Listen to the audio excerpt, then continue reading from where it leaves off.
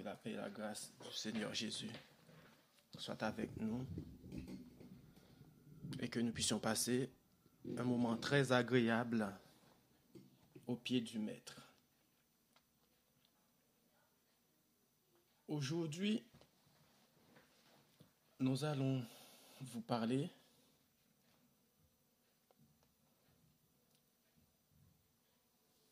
d'un sujet extrêmement important, je dirais.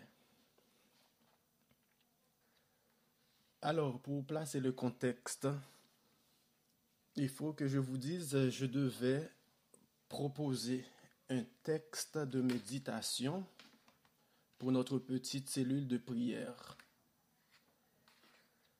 Quelques heures avant, soit le samedi soir, 17 octobre 2020, environ, il était 22h30. J'ai prié et demandé au Seigneur, de quoi tu veux nous parler demain? J'ai alors entendu dans mon esprit, Akab, Jézabel et Naboth. J'ai dit d'accord et merci Seigneur.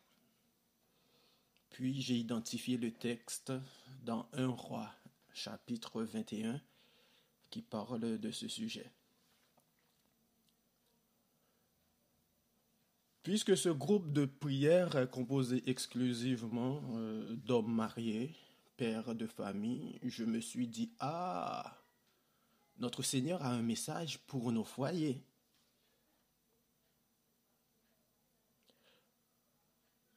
Mais au moment de faire la lecture au jour J, surprise, Dieu m'a dit, je veux et je vais vous parler de ma grâce, mon pardon.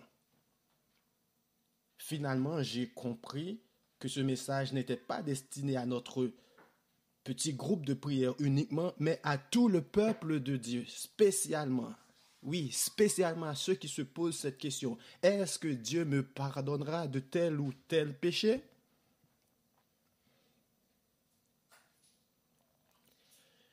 Vous savez, lorsque j'étais adolescent, on m'avait offert une très belle Bible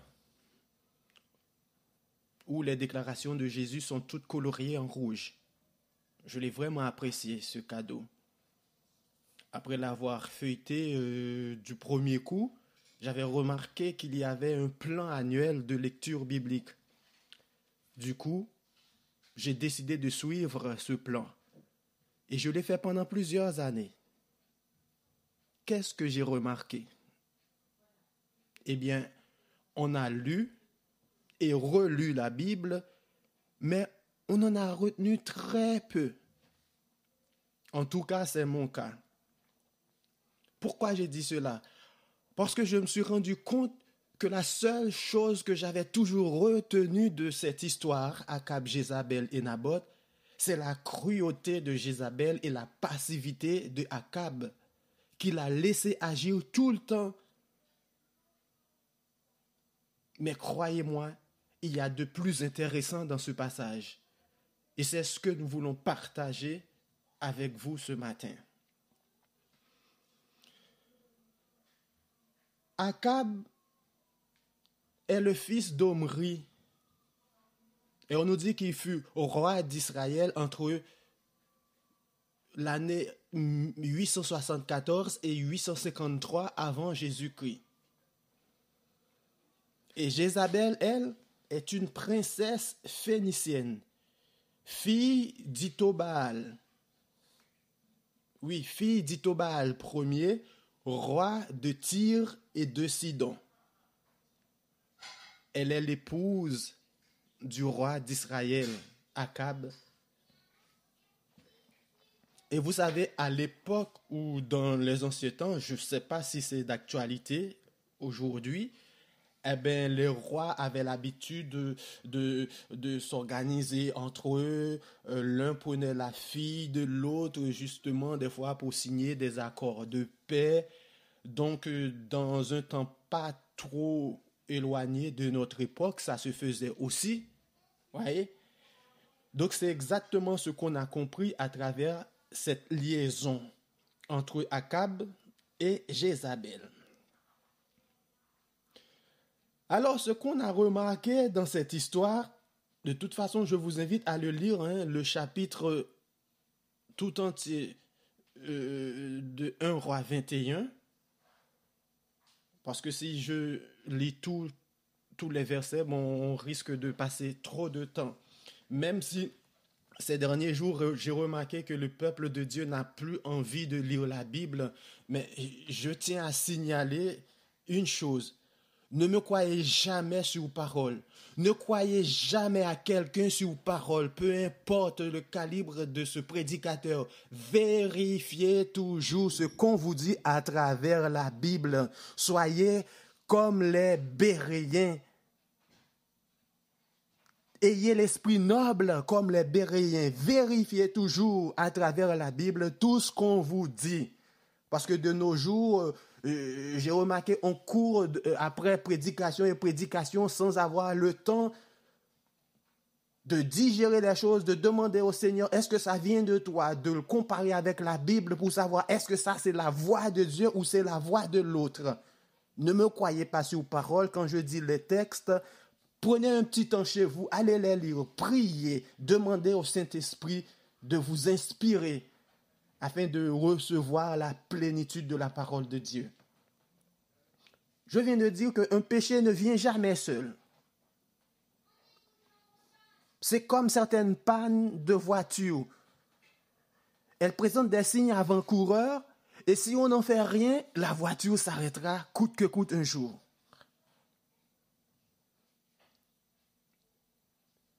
Si vous voulez en savoir plus, lisez Genèse 4, versets 5 à 7. On va voir ce qui s'est passé dès le début. En parlant de signes avant-coureurs. Genèse 4, versets 5 à 7.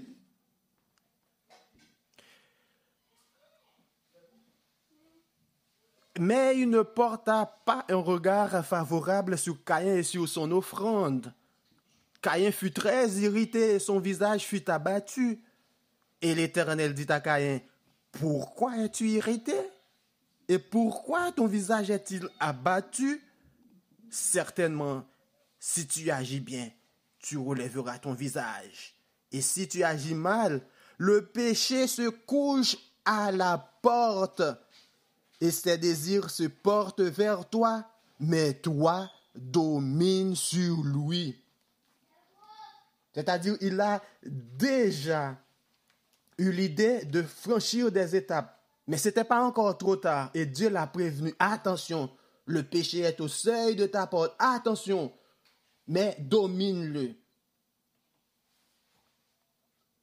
On peut toujours éviter le pire.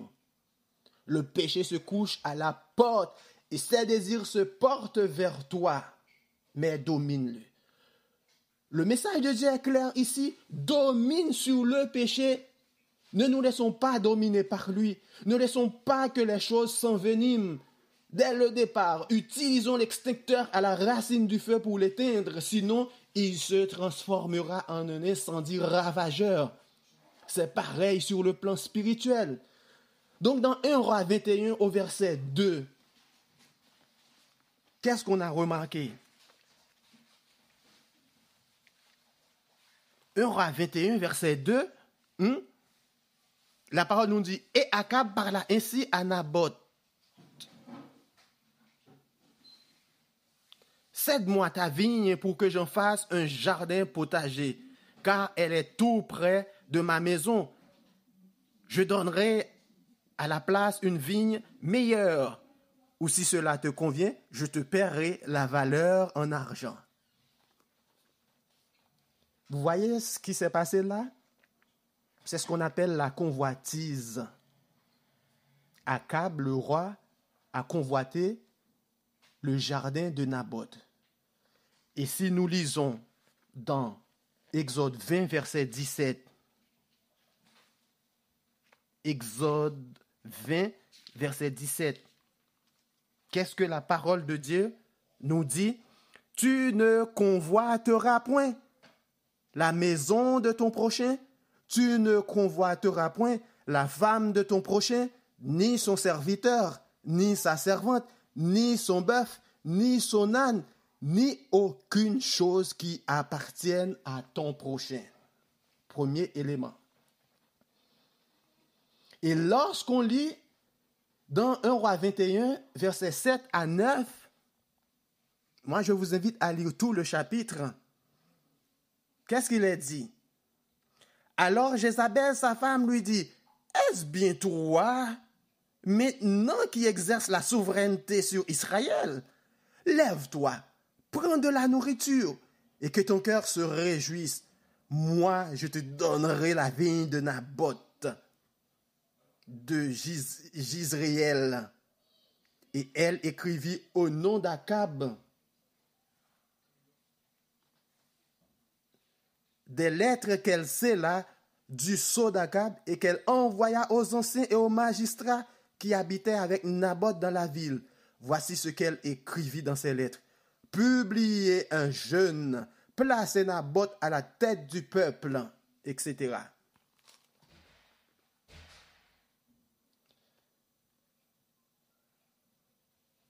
Donc, si nous lisons dans 1 Samuel 8, versets 4 à 14, mais moi, je vais lire seulement le verset 14, et je vous laisse le temps de lire du verset 4 au verset 14, 1 Samuel 8.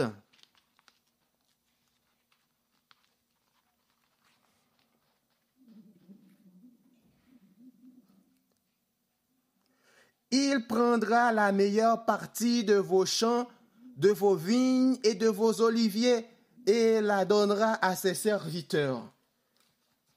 De quoi il est question ici?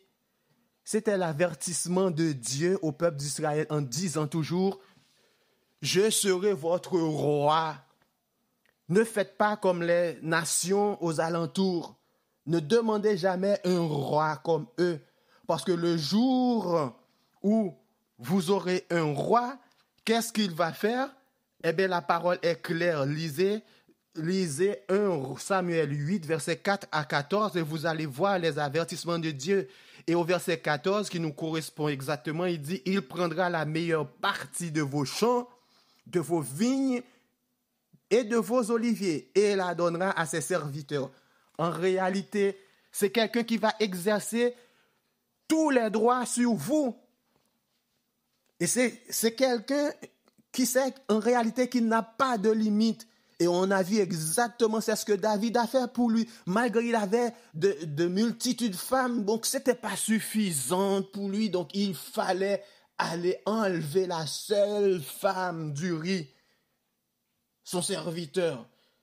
Il pouvait aller prendre les champs de n'importe qui, les bœufs de n'importe qui. Il n'a pas de limite. C'est comme si c'était un petit Dieu. Dieu les avait prévenus. Mais ils ont décidé, oui, nous voulons un roi. Et maintenant, on voit la conséquence ici. Et au verset 10, 1 Roi 21, verset 10 et suivant, on continue pour dire, et mettez en face de lui 2 méchants hommes qui déposeront ainsi contre lui.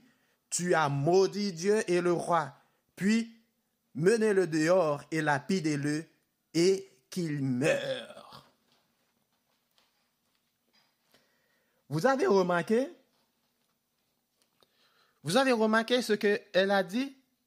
Publiez au verset 9, voici ce qu'elle écrit dans ses lettres.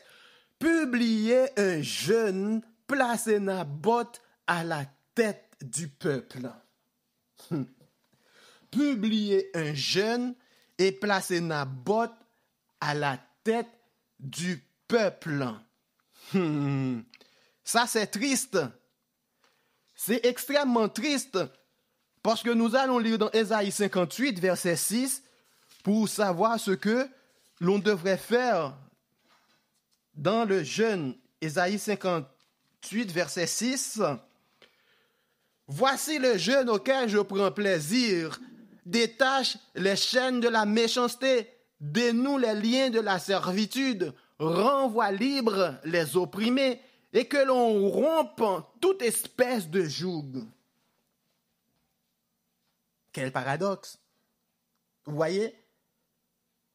Donc, on utilise un élément très important où on devrait se rapprocher de Dieu, chercher la pureté de cœur. Mais c'est ce qu'on utilise pour organiser un crime, un meurtre horrible contre un innocent pour justement s'accaparer de son jardin.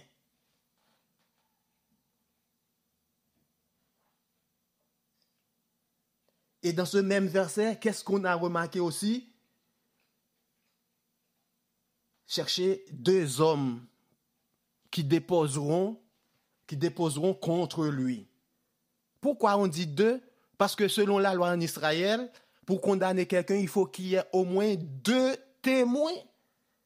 Avec un seul témoin, ça ne passerait pas. Et il faudrait au moins deux témoins. Et vous savez, dans toute société, il y a toujours des gens qui sont prêts à faire n'importe quoi. Vous lui proposez le job et ils vous disent, et en échange de quoi? Eh bien, vous leur donnez la somme et ça y est. Mais dans certains endroits, ce n'est pas la somme qui les intéresse, c'est peut-être une promotion, c'est peut-être une faveur. On s'arrange et ils sont prêts à exécuter. Eh bien, c'est ce qu'on a trouvé ici. Jézabel a trouvé des collaborateurs qui ont facilité sa tâche sans se poser de questions. Donc là, on voit aussi, il y a une sorte de l'organisation de faux témoignages et une association de malfaiteurs. Si nous restons toujours dans Exode 20, verset 16, Exode 20, verset 16, tu ne porteras point de faux témoignages contre ton prochain. C'est ça, nous dit la parole de Dieu. Et là, dans la lettre, Jézabel a demandé qu'on organise tout, qu'on proclame un jeûne et qu'on choisisse au moins deux témoins pour accuser Naboth. Et au verset 13, 1 Roi 20, verset 13, les deux méchants hommes vinrent se mettre en face de lui. Et ces méchants hommes déposèrent ainsi devant le peuple contre Naboth. Naboth a maudit Dieu et le roi. Puis ils le menèrent hors de la ville, ils le lapidèrent et il mourut. Et Exode 20, verset 13, il est clair, tu ne tueras point. Vous voyez? Justement à cause de la convoitise d'un champ, et il y a tous ces actes malhonnêtes, débiles qui se sont vraiment impétrés contre le peuple, contre Naboth, le serviteur de Dieu, l'innocent. Qu'est-ce qu'il a fait? Il n'a rien fait. Seulement, il a refusé de donner l'héritage de son père au roi Akab. Maintenant, lorsqu'on lit dans 2 Samuel, chapitre 11 et chapitre 12, c'est là qu'on parle de l'histoire de David et Bathsheba.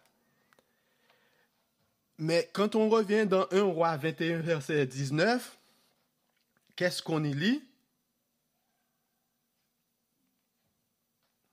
Le verset 19 nous dit,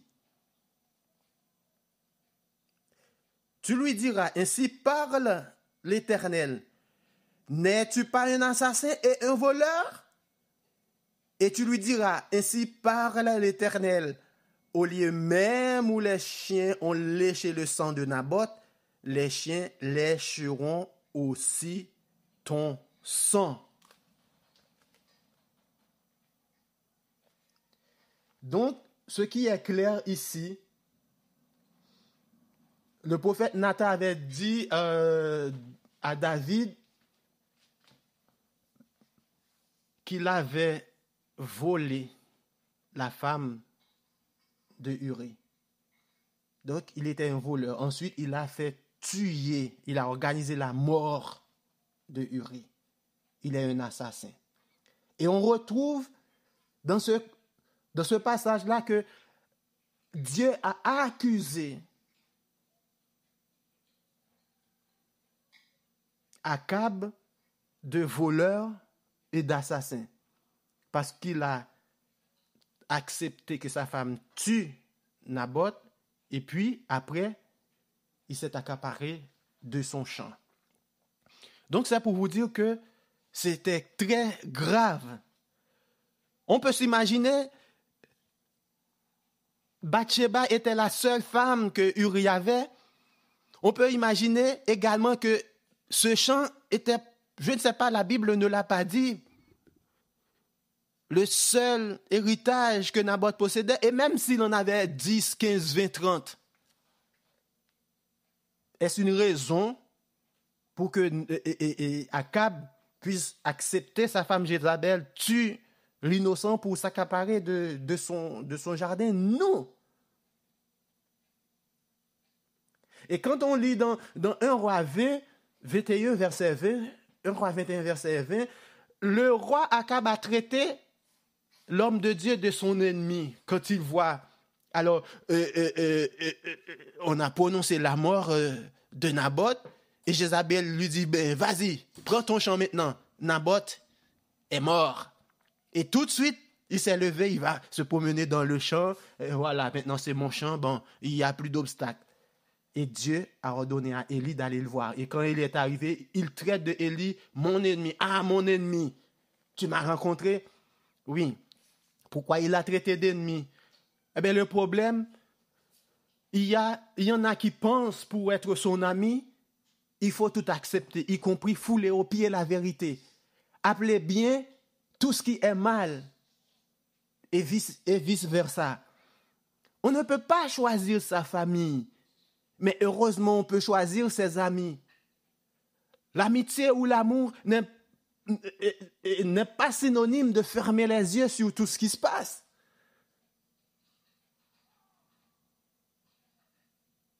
On trouve ces cas même dans les familles. Par exemple, un enfant attrape un couteau ou un objet dangereux. Si la maman essaye de prendre cet objet, l'enfant pleure. Par un soi-disant amour pour l'enfant, elle choisit de le laisser face à ce danger pour que l'enfant ne pleure pas. Imaginez bien ce qui pourra éventuellement arriver. Je me rappelle, ma mère disait toujours, il vaut mieux que ce soit l'enfant qui pleure aujourd'hui afin que les parents ne pleurent pas demain. Parce que lorsque les parents pleurent, c'est qu'il y a quelque chose de très grave qui s'est passé. Il est toujours courant, ou très courant dans un comité, ou une réunion administrative d'église. On veut couper une tête, comme on a l'habitude de dire. Certains sont persuadés que cette décision va à l'encontre de ce que la Bible enseigne. Mais, pour faire plaisir à leur clan, ils le votent.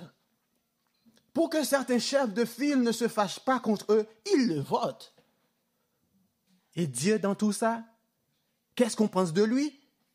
Il ne voit pas ou bien il ferme les yeux sur ses pratiques?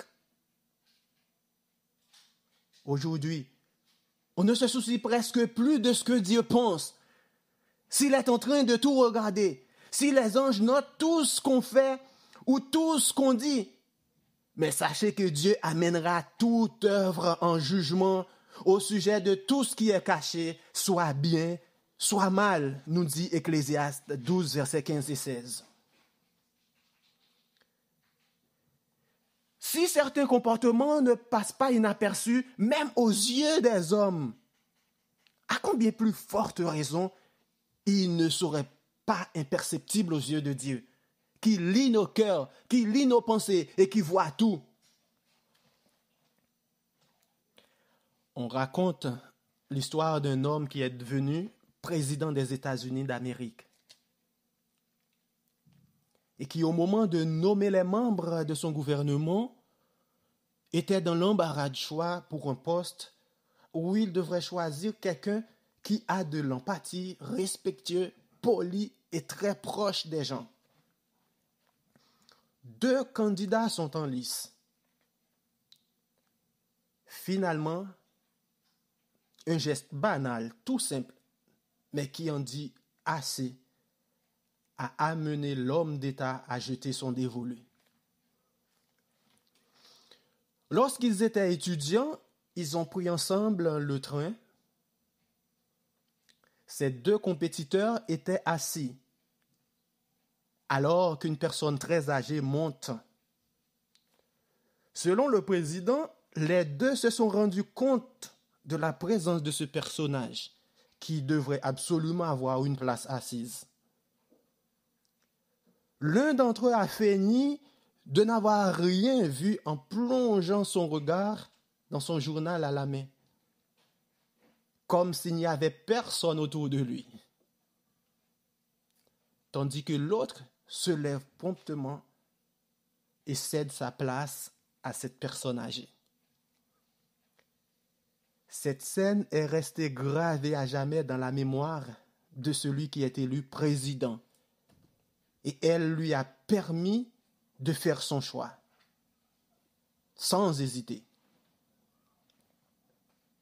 Alors, tout ceci, c'est pour nous rappeler que nos œuvres, bonnes ou mauvaises, nous suivent partout, même après la mort. Akab, de son côté, pensait que le prophète était toujours contre lui parce que il lui parlait au nom de la vérité, il lui parlait au nom de Dieu. Par contre, Jézabel était son amour, son amie, car elle était prête à tout pour lui faire plaisir. Elle était disposée à toujours faire plaisir à son mari. Pas quand il devrait faire ce qui est bien surtout, mais c'est quand il va dans le mauvais sens par rapport à ce que Dieu veut pour son peuple. Oui, il était prêt à tout faire jusqu'à faire assassiner un innocent. Ce matin, je prie à ce que Dieu nous donne sa sagesse afin de faire le tri, afin de choisir pour amis les personnes qui nous aident à nous rapprocher de notre Seigneur. Remarquez bien, qui a projeté ce meurtre de A à Z? C'est bien Jézabel. Mais au profit de qui? De son mari Akab. Cependant, Dieu n'a pas envoyé le prophète vers Jézabel, mais plutôt vers Akab, en l'accusant d'assassin et de voleur. Dieu s'est-il trompé?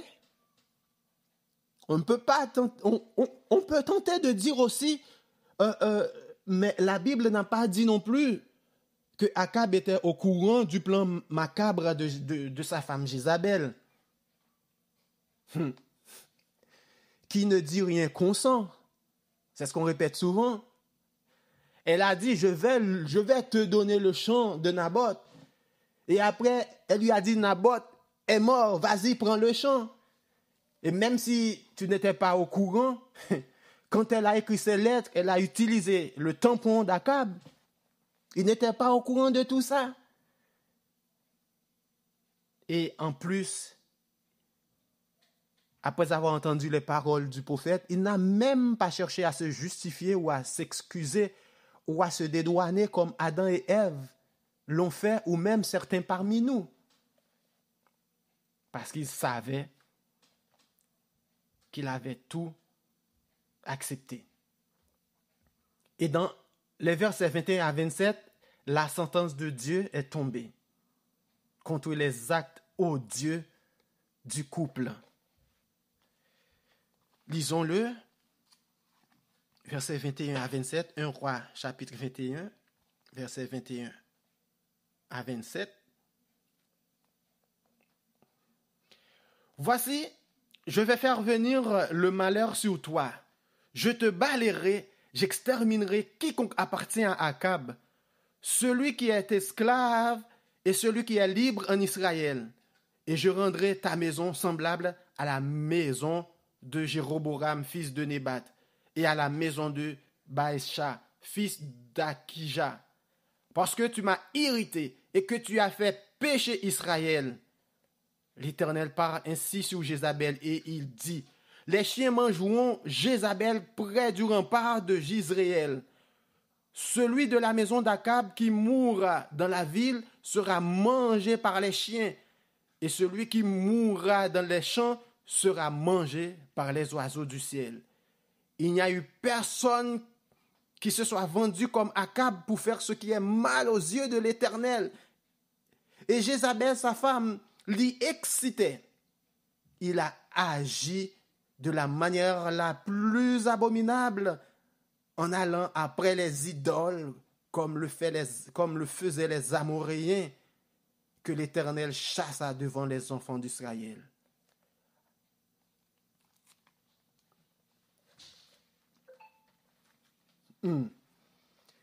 Et vous voulez savoir ce qui est arrivé à Jézabel? Je vous laisse le lire dans 2 Rois 9, 2 Rois chapitre 9, versets 30 à 37. Et ça s'est passé exactement comme le prophète Élie l'a dit. Et je vous laisse le temps de le lire chez vous. 2 Rois 9, versets 30 à 37, ce qui est arrivé à Jézabel. Et maintenant, et pour le roi Akab, 1 Roi 21, versets 28 et 29, on peut prendre le verset 27 aussi. Après avoir entendu les paroles d'Élie, Akab déchira ses vêtements.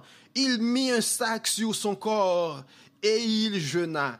Il couchait avec le sac et il marchait lentement. Et la parole de l'Éternel fut adressée à Élie le Tishbite en ces mots. As-tu vu comment Akab s'est humilié devant moi? Parce qu'il s'est humilié devant moi, je ne ferai pas venir le malheur pendant sa vie. Ce sera pendant la vie de son fils que je ferai venir le malheur sur sa maison.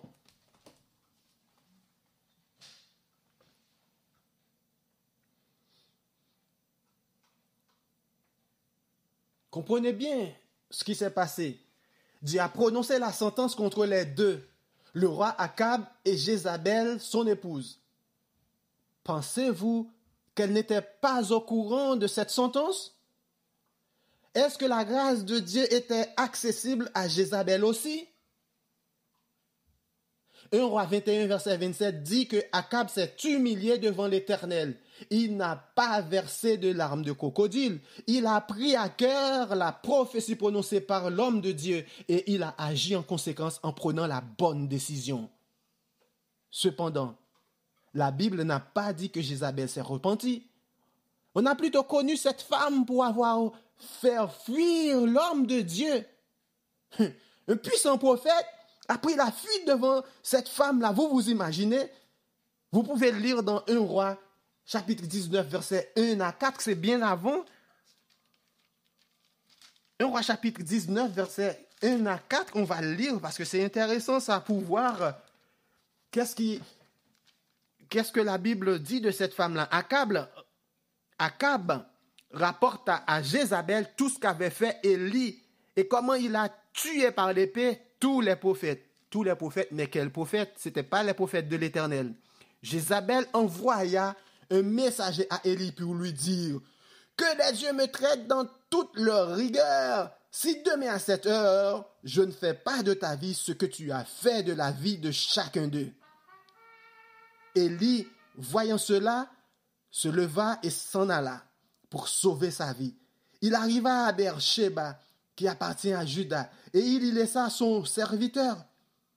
Pour lui, il alla dans le désert où, après une journée de marche, il s'assit sous un genêt et demanda la mort en disant « C'est assez. Maintenant, Éternel, prends mon âme, car je ne suis pas meilleur que mes pères. » Vous vous imaginez? Il a pris la fuite, le prophète, il a demandé la mort. Parce que Jézabel était furieuse contre lui. Elle a voulu se venger de ce que Élie a fait de ses prophètes. L'attitude du roi montre qu'il connaît Dieu et sa puissance. Mais il était sous l'influence de sa femme. À aucun moment il a joué son rôle de sacrificateur dans son foyer. Par contre, lorsque sa propre vie est menacée, il sait très bien comment chercher à gagner la faveur de Dieu. Est-ce qu'il a tenté d'entraîner sa femme dans cette démarche de repentance aussi? C'est la grande question. Est-ce qu'il a agi de même pour ses enfants? Est-ce qu'il a cherché leur repentance? Si Dieu te donne un mari aujourd'hui, s'il te donne une femme aujourd'hui, ce n'est pas pour le suivre tête baissée dans le mal. Mais tu devrais être une aide très précieuse, surtout dans la prière, à rechercher ensemble d'un commun accord la face de Dieu. On a compris dans cette famille, malheureusement, c'est Jézabel qui mène la danse. Elle était une femme idolâtre. Donc, elle a entraîné toute sa famille dans l'idolâtrie. C'est ce qu'on a lu dans 1 Roi 21, versets 26 et 27. On l'a déjà lu. Dieu n'est pas un homme pour mentir. Vous voyez, maintenant, quand on lit la parole de Dieu, il faut placer les choses dans leur contexte pour comprendre qu'est-ce qui s'est passé. Parce que dans les versets que nous venons de lire, il y a des choses qui sont sous-entendues. On n'a pas les explications dans le verset. OK? Mais il faut comprendre déjà certains principes. Il faut partir de ces principes pour comprendre ce qui est enseigné, pour comprendre qu'est-ce qui s'est passé dans ce texte. Quand nous lisons dans Nombre 23, verset 19,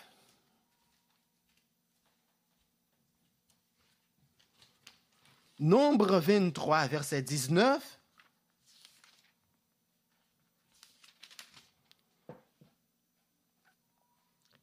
il est dit, Dieu n'est pas un homme pour mentir, ni fils d'un homme pour se repentir. Ce qu'il a dit, ne le fera-t-il pas? Ce qu'il a déclaré, ne l'exécutera-t-il pas? Ah, il y a un problème. Dieu avait dit, voici ce qui allait arriver à Akab et Jézabel. Et Akab s'est plié en deux, il s'est humilié. Après, Dieu a envoyé Élie encore pour lui dire, puisqu'il s'est humilié, j'ai changé d'avis. Je ne vais plus le faire. Oui, si vous lisez ça tout de suite, vous allez dire, mais quel est ce Dieu-là? Tantôt il a dit, il va faire ceci, tantôt il va dire, il va faire cela. Et Nombre 23, verset 19 nous dit qu'il n'est pas un homme pour mentir, ni un fils d'homme pour se repentir. Mais on va comprendre qu'est-ce qui s'est passé. Lisons Ésaïe 28, versets 9 et 10 pour comprendre aussi, quand on étudie la Bible, comment procéder. Ésaïe 28, versets 9 et 10. À qui veut-on enseigner la sagesse? À qui veut-on donner des leçons? Est-ce à des enfants qui viennent d'être sevrés?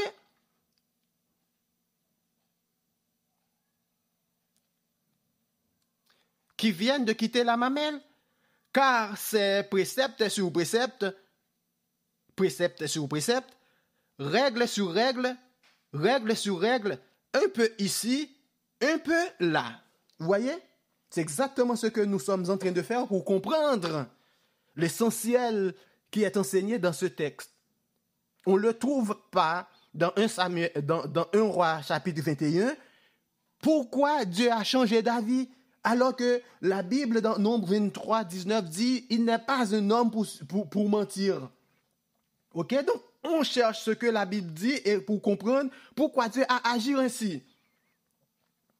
Est-ce que Dieu n'a pas aussi dit l'âme qui pêche est celle qui mourra dans Ézéchiel 18, verset 4. Et si le méchant revient de sa méchanceté et pratique la droiture et la justice, il fera vivre son âme.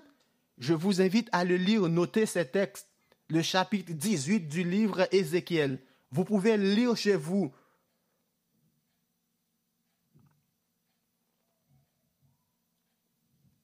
Donc, si le méchant se repent, s'il revient de sa méchanceté et pratique la droiture et la justice, il fera vivre son âme, nous dit Dieu. Qu'est-ce que Akab a fait? Il était un méchant avant que l'Éternel envoie Élie le contacter. Il était un tueur, un meurtrier, un voleur. Il a jeûné, il s'est couvert de sacs, il a marché lentement. C'était des signes à l'époque pour dire qu'on était désolé, des signes de repentance. Et il était sincère. Eh bien, Dieu a fait exactement ce qu'il a promis. C'est lui qui dit si le méchant se repent de sa méchanceté, s'il revient à lui, il l'accepte. Mais c'est peut-être difficile pour vous et moi de comprendre ça en disant, mais oui, mais quand même il a fait beaucoup, quand même il est un meurtrier, un voleur. Mais écoutez, un voleur, un mensonge, c'est le même péché. Vous et moi, nous avons tous péché. Si ce texte n'existait pas dans la Bible, si quand on est méchant, on devrait être condamné à jamais, il n'y aurait personne au ciel. Parce que la Bible déclare que nous sommes tous pécheurs. Et Dieu nous fait grâce. Eh bien, cette grâce-là est accessible à tout un chacun, à tous les méchants. Ça, c'est la bonne nouvelle. Et nous devons nous rappeler de ça. Après avoir lu tout le chapitre 18 du livre d'Ézéchiel, on comprend pourquoi il y a une condition sous-entendue dans la prophétie de Dieu contre Akab. Et dans celle qui vise les enfants d'Akab, et aussi Jézabel. Jézabel n'est pas à l'écart. Donc il y a un sous-entendu. Cette condition sous-entendue est la suivante. Si tu ne te repens pas, ce n'est pas dit dans le texte, mais d'après Ézéchiel 18, si tu ne te repens pas, eh bien ce que Dieu a promis va être exécuté sur vous. La grâce de Dieu n'a pas de limite. Elle est plus grande que la gravité de quel que soit le péché commis. Et je dis Amen, béni soit l'Éternel. C'est nous qui fixons les limites.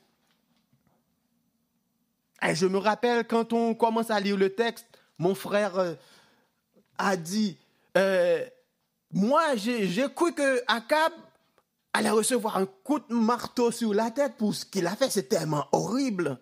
Une façon de dire qu'il allait subir le châtiment de Dieu pour ce qu'il a fait. En lisant le texte, humainement parlant, c'est très normal. Moi aussi, je m'attendais à voir que Dieu exécute son plan comme il l'a prononcé.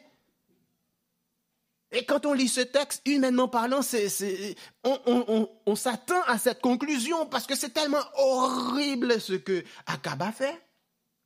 Et surprise, il s'est repenti et Dieu s'est repenti aussi. Dieu a changé d'avis. Alléluia!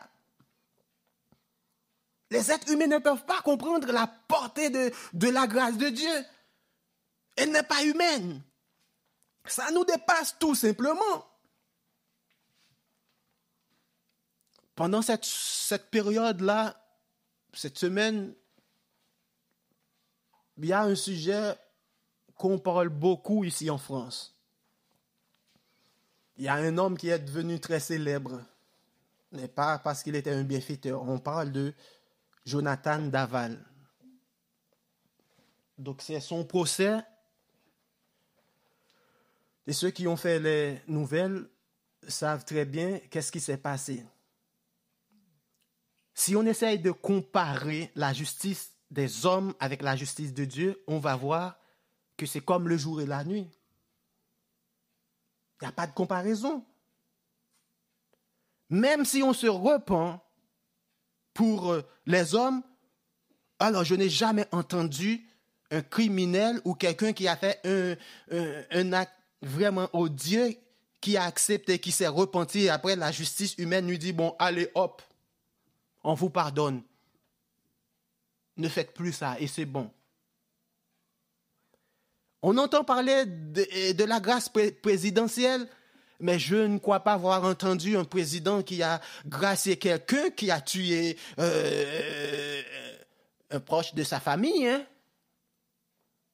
Parce que c'est tellement dur en tant qu'humain à comprendre. Et on attend toujours à faire payer l'autre.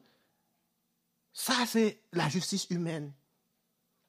Mais vous savez, ce même Jonathan Daval, s'il demande pardon à Dieu à l'instant même, Dieu va lui pardonner, Dieu va lui considérer comme quelqu'un absous s'il se repent sincèrement.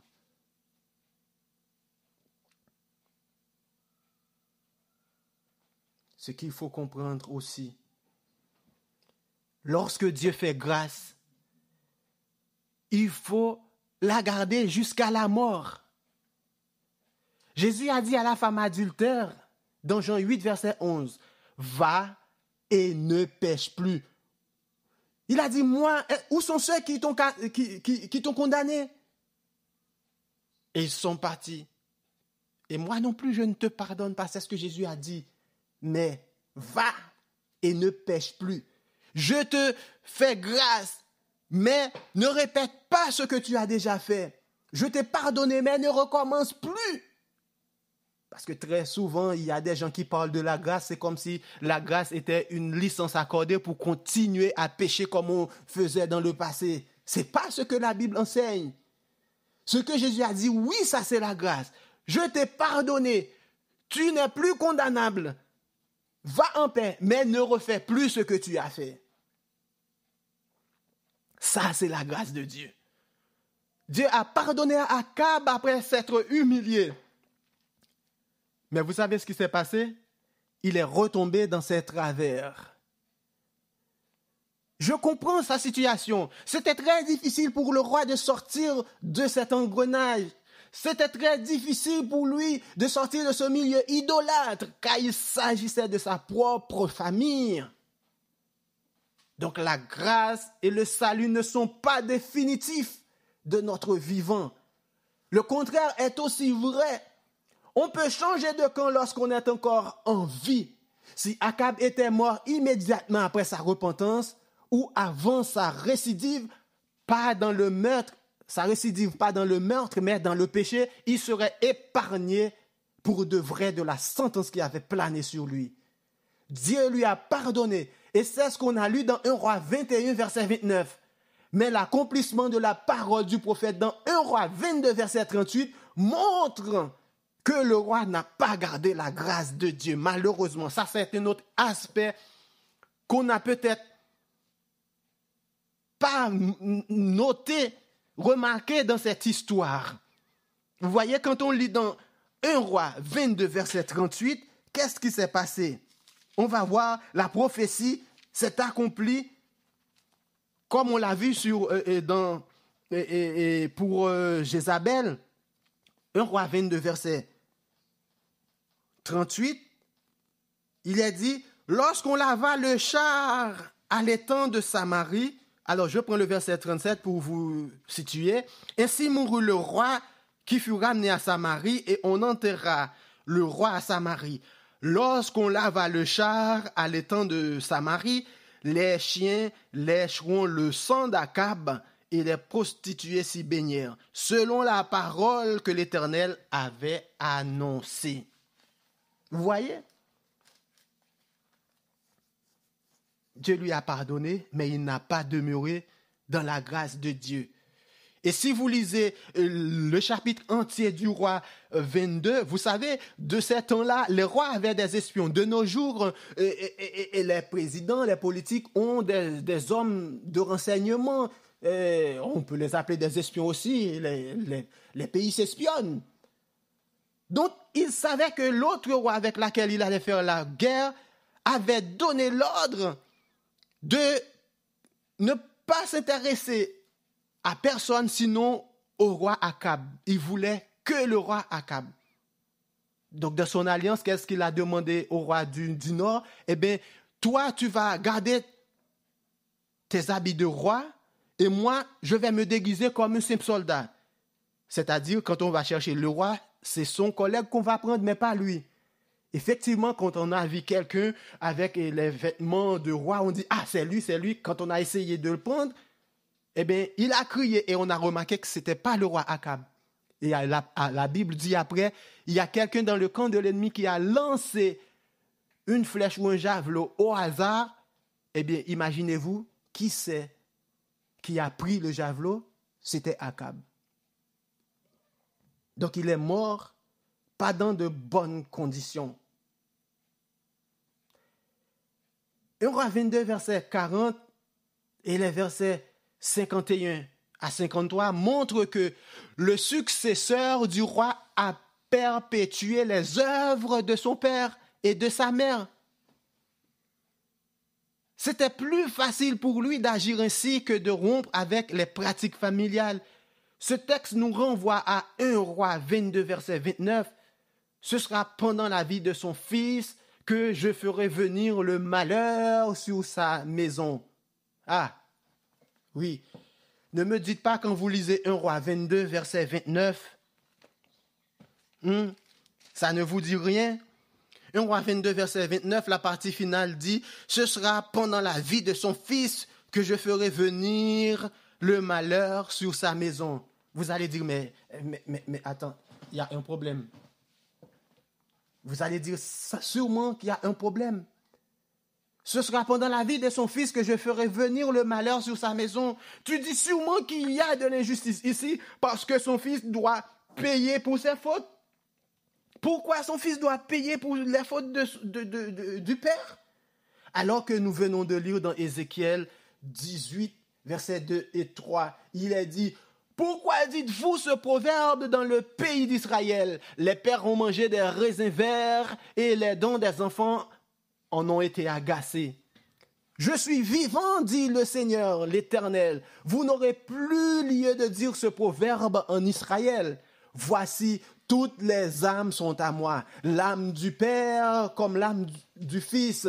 L'une et l'autre sont à moi. L'âme qui pêche, c'est celle qui mourra. Le même principe s'impose. C'est une prophétie conditionnelle. C'est-à-dire de père en fils. Si le premier fils ou la première génération d'Akab se repent et fait ce qui est droit aux yeux de Dieu, ce lien-là va être brisé. Si son petit-fils continue d'agir dans le bien, ça ne va pas avoir lieu, ainsi de suite. C'est au conditionnel, c'est-à-dire si on ne se repent pas, si on ne s'applique pas à la justice. Nous avons vu la possibilité, nous avons tous vu la possibilité d'échapper à la condamnation du Père. Il y a une seule voie, la repentance. Il y a une seule voie, la repentance. Un seul chemin, la repentance. Ce n'est pas un nouvel évangile, ce n'est pas une nouvelle doctrine, mais c'est tout simplement la bonne nouvelle de tous les temps. Car le cœur du message du salut est la repentance. De l'Ancien Testament jusqu'au Nouveau, le message n'a pas changé. Nous venons de le voir avec Akab. Et Jean-Baptiste l'a prêché selon Matthieu 3, versets 1 et 2. Repentez-vous. Jésus l'a prêché selon Matthieu 4, verset 17. Repentez-vous. Les disciples l'ont prêché selon Actes 2, verset 38. Repentez-vous et recevez le Saint-Esprit. Soyez baptisés. Et nous, devrions-nous évangéliser autrement? Non et non. Parce que les hommes de tous les temps ont un seul problème majeur, c'est le péché. Le remède, c'est le sang de Jésus. Alléluia, béni soit l'Éternel. Jacob a vu dans une vision que le ciel était relié à la terre par une échelle. Cette échelle n'est autre que Jésus. Il y a la possibilité pour que toute l'humanité emprunte cette échelle d'après Jean 3, verset 16. Du temps de Jésus, certains pharisiens et docteurs de la loi ont attribué ces miracles à Béelzébul, le prince des démons, selon Matthieu 9, verset 34. Eux-mêmes ont choisi de rester dans les ténèbres pour avoir ignoré la divinité de Jésus, le seul chemin qui mène au Père. Et quand on lit dans Acte 4, verset 12, « Il n'y a de salut en aucun autre, car il n'y a sous le soleil aucun autre nom qui ait été donné parmi les hommes, par lequel nous devions être sauvés. » Amen. Il y a une croyance qui laisse entendre qu'il faut être bon pour aller à Jésus.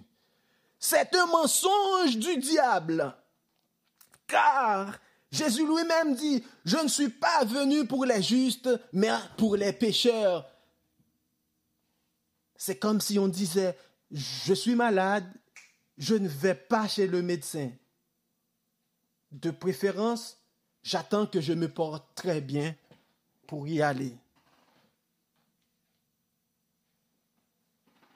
Vous convenez que ce n'est pas du tout sensé. Car le Seigneur a aussi déclaré, ce ne sont pas ceux qui se portent bien qui ont besoin de médecins, mais les malades. Donc venez tels que vous êtes. Il ne vous appartient pas de vous purifier. C'est Jésus qui fait le travail. Si l'ennemi de nos âmes prête une voix pour nous chuchoter à l'oreille, toi aussi, tu crois pouvoir aller au ciel? Tu te souviens de tel acte? Tu te souviens aussi de cela? Voyons, laisse tomber. Tu es trop sale pour le ciel. Tu as commis trop de crimes pour bénéficier de la grâce de Dieu. Je te dis stop au nom de la parole de Dieu. Il n'est pas à son premier coup. Il n'est pas à son premier coup. Lisez Zacharie 3, versets 1 à 5. Et nous allons voir qu'est-ce qu'il a dit. Zacharie 3, versets 1 à 5.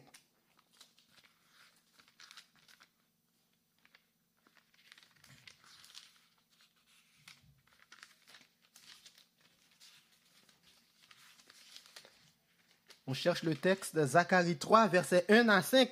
Il me fit voir Josué, le souverain sacrificateur, debout devant l'ange de l'Éternel, et Satan qui se tenait à sa droite pour l'accuser.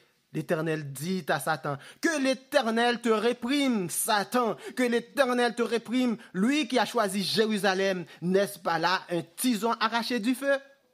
Or, Josué était couvert de vêtements sales, et il se tenait debout devant l'ange. L'ange prenait la parole, dit à ceux qui étaient devant lui, « ôtez-lui des vêtements sales !» Puis il dit à Josué, « Voici, vois, je t'enlève ton iniquité et je te revêts d'habits de fête. » Je dis, qu'on mette sur sa tête un turban pur. Et ils mirent un turban pur sur sa tête et ils lui mirent des vêtements. L'ange de l'Éternel était là. Amen, béni soit l'Éternel. Satan l'a accusé. Donc, qu'est-ce qu'il faut répondre à cette voix? Il faut dire, c'est vrai, j'ai commis tous ces péchés que tu as cités, mais j'ai été absous par le sang de Jésus. Ces mêmes habits de fête que l'ange a vêtus Josué, l'ange me les a donnés aussi. Alléluia. C'est la justice de Jésus. J'étais mort dans mes péchés. Jésus a payé par son sang. Maintenant, je suis acquitté et je vis dans sa grâce jusqu'à son retour. J'ai la vie de Jésus en moi et je veux la garder jusque dans l'éternité bienheureuse. Akab, David, Pierre, Paul et beaucoup d'autres ont commis des péchés horribles. Et Jésus les a tous pardonnés parce qu'ils se sont repentis. Si nous nous repentons aussi, peu importe la gravité de nos péchés, je le répète, peu importe la gravité de nos péchés, Jésus nous pardonne. Amen. Béni soit l'Éternel.